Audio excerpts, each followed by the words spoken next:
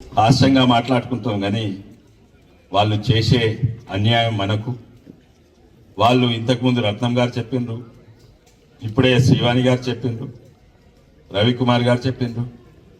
వాళ్ళైతే నిజంగానే ముస్లిమ్స్ అంటే కాంగ్రెస్, కాంగ్రెస్ అంటే ముస్లిమ్స్. ఇంకోటి, అన్నిట్లో ధనికమైన జిల్లా భారతదేశంలో ఢిల్లీ పక్కకు గుడ్గాం ఉండే. ఇప్పుడు అన్ని ధనమైన జిల్లా మొత్తం భారతదేశంలో రంగారెడ్డి జిల్లా. మళ్ళీ అన్నిట్లా ధనం ఇక్కడ ఉంటే ఈ ఇన్లెట్లు ఎందుకు, గా రోడ్లు ఎందుకు అట్లున్నాయి? ఎందుకంటే పాతోడు మొత్తం ఆ జిల్లాను దోసుకొని కాళేశ్వరంకు మరి ఇచ్చిండు. ఇప్పుడు కొత్త దగ్గర పైసలు లేవు, అయినా కూడా ఎక్కడ పోతున్నాయి మన పైసలు? మనీ అంత తెలంగాణ ఎక్కడికన్నా పోతున్నాయి మనీ.